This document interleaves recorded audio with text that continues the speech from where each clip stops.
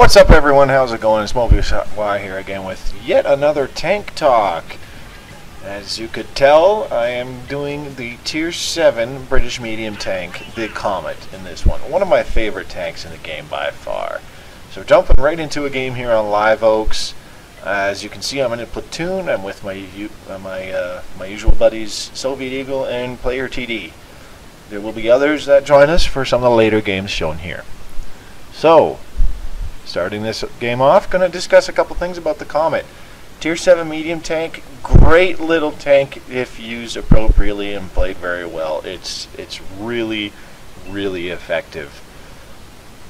It only has a few packages in it, thankfully, and if I remember right, those packages are fairly cheap, so the grind itself is fairly easy. In fact, the entire British medium line, from the Cromwell upwards, can be a total blast to play.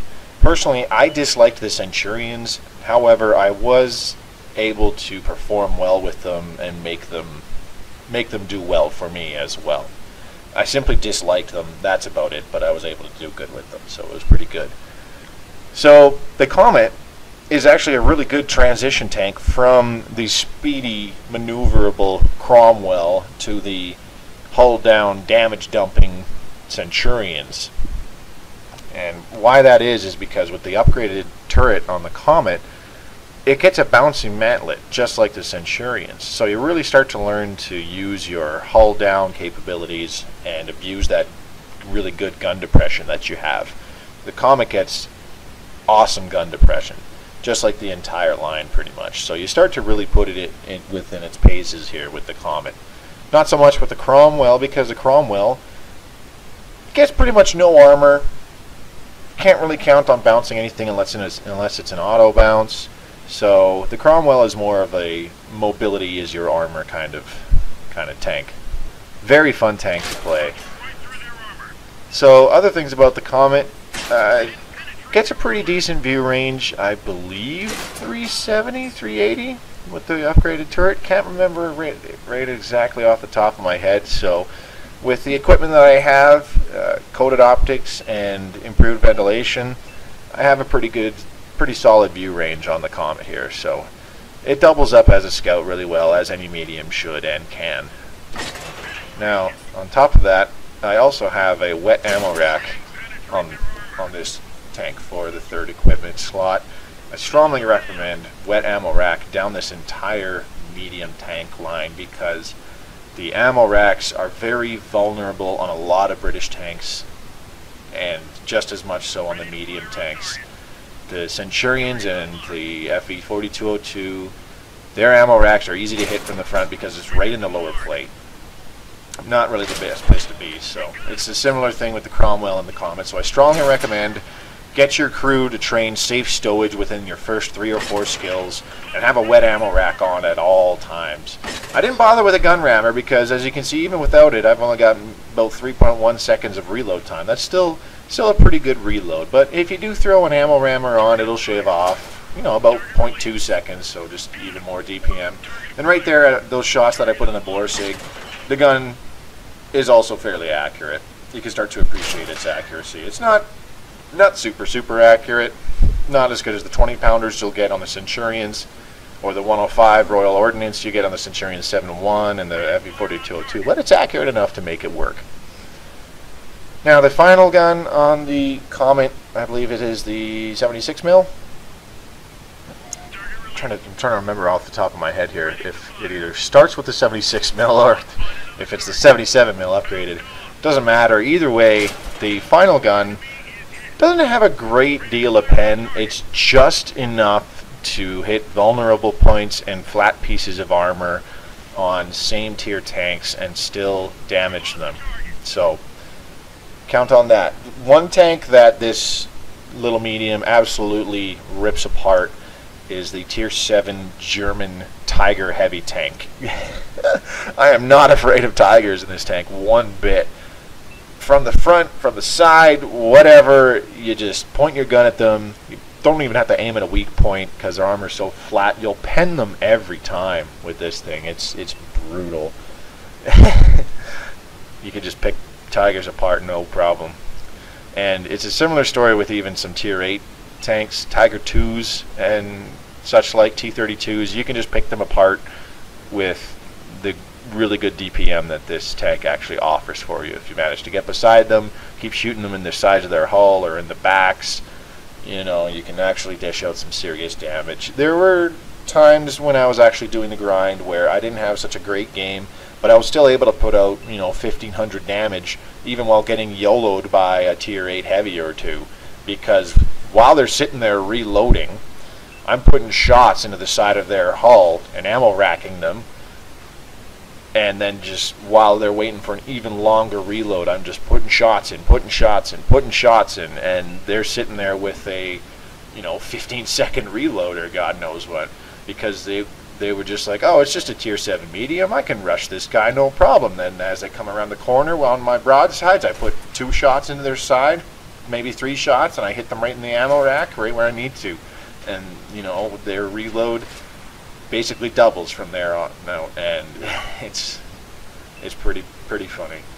So the on-the-move accuracy is okay. You saw there I was trying to shoot that that little AMX light tank going after our artillery. He was really far away, so I wasn't really quite ready to hit it. So jumping from there to a game on port now.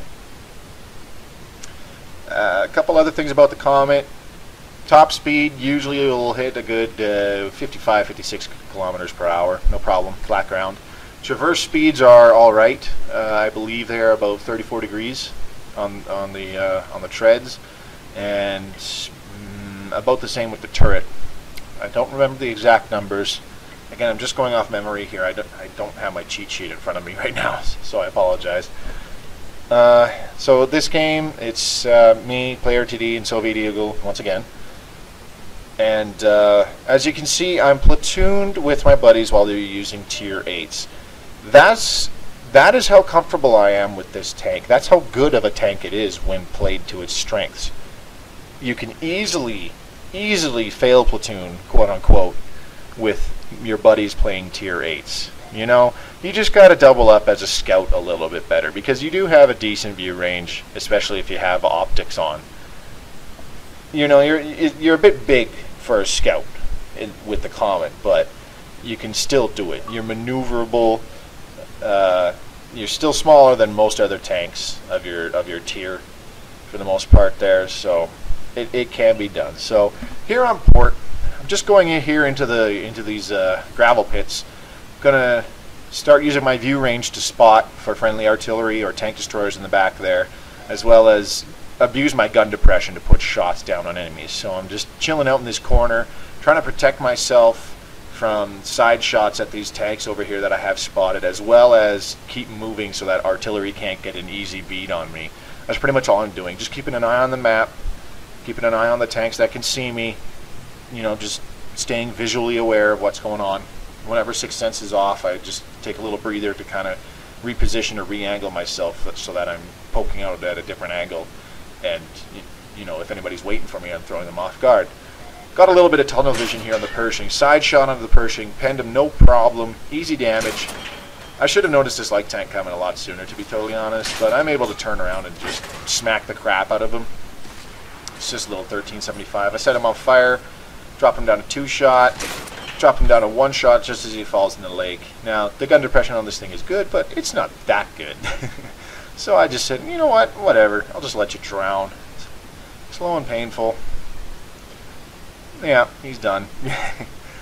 That's one little thing that the Comet's pretty dang good for at its tier, is it can really obliterate scouts. It just pumps out such good DPM. So I see nothing's really looking at me except this Tiger 2, so I put a shot in that Panzer Souffle. Now that Tiger 2 is really angry at me for whatever reason, so I'm just trying to keep these guys spotted, stay aware of what's going on, make sure Artie doesn't get an easy beat on me and smack me for the rest of my hit points. That AMX 1375 actually did a pretty good number on me, so I don't want to take any more unnecessary hits if I don't have to. So I peek out, get spotted, hopefully somebody takes shots at these guys. I'm trying to just request fire on this Tiger 2 because he's staring me down. And every time I peek out, I angle my tank so that I peek out from a different spot. As you can see right there, his gun was pointed at where he last saw me, so he was not ready for me to come out there. So I just quickly respotted him, already smacked him, set him on fire. Now he's down to almost no hit points. That's being an effective scout. That's being an effective medium as well. So I came out, respotted those tank destroyers. It looked like they were pointing in my direction, so I'm just trying to spot that Tiger II again, because he was really intent on knocking me out of the game, it looked like.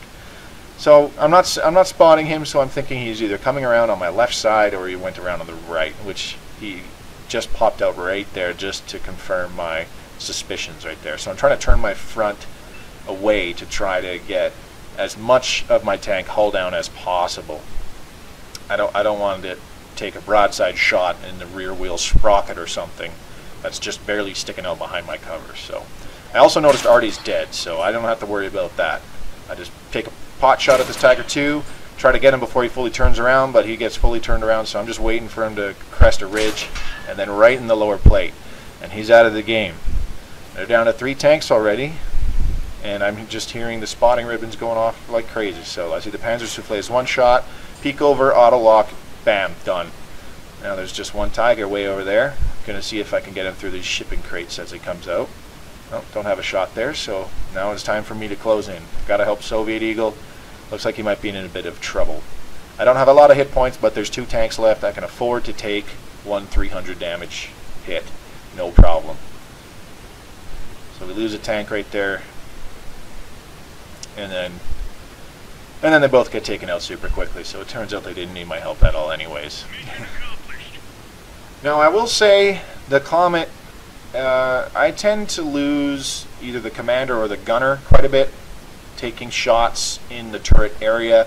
Make sure you bring a first aid kit with you. You need as much of your gun's accuracy as possible. This tank depends on it, especially when you're doing a drive-by on a higher tier enemy. You don't want your shots whiffing from 30 meters away, because that'll just fuck you over in the long run. So because this tank doesn't have a heck of a lot of hull armor, it's not so great in towns. So here on Engsk, I'm just going to the fields here in the hills, so I can get an okay hull down position and just try and spot some targets for any TDs that might be over here coming with me. But turns out I just went alone. So I'm just gonna get in position, spot if any of the red team's gonna try and flank around. And if it gets to the point where it's just super hairy, I'm just going to turn around, get the heck out of Dodge. I don't need to stick around. I need to keep my gun in the game, keep my spotting abilities in the game as long as possible, try and help out the team.